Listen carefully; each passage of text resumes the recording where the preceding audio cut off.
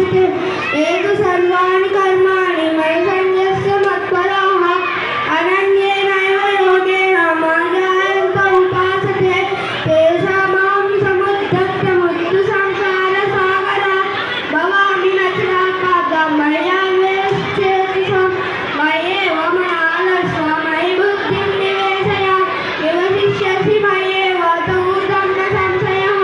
हतचित्तं समाधातुं न शक्नोति मयि स्थिरम् अभ्यासयोगेन ततो मामिच्छाप्तुं धनञ्जय अभ्यासेऽप्यसमर्थोऽसि कर्म परमो भव मदर्थमपि कर्माणि कुर्वन् सिद्धिमवाप्स्यसि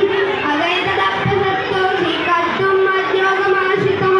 सर्वकर्मफलत्यागः ततः कुरु यथात्मवान् श्रेयो हि ज्ञानमभ्यासात् ज्ञानाज्ञानं विशिष्यते ज्ञानात् कर्मफलत्यागः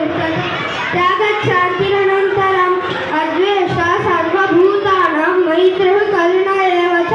निर्ममो निरहङ्कारः समदुःखः सुखक्षमी सन्तुष्टः सततं योगी यथात्मा गुणनिष्ठयः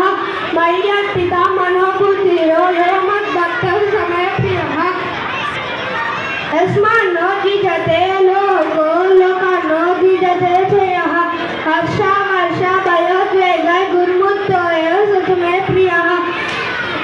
समः शत्रौ च मित्रे च तथा मानापमानयोः शीतोष्ण सुखदुःखेषु समरसङ्गविदग्धः तुल्यनिन्दा श्रुतिर्मौनी सन्तुष्टो येन केनचित् अनिकेतः स्थिरमतिः भक्तिमान् मे प्रियो नरः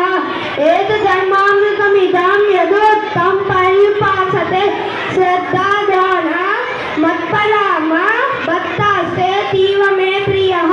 इति श्रीमद्भगवद्गीतासु उपनिषत्सु ब्रह्मविद्यायां योगशास्त्रे श्रीकृष्णार्जुनसंवादे भक्तियोगो नाम 12. अध्यायः। Thank you.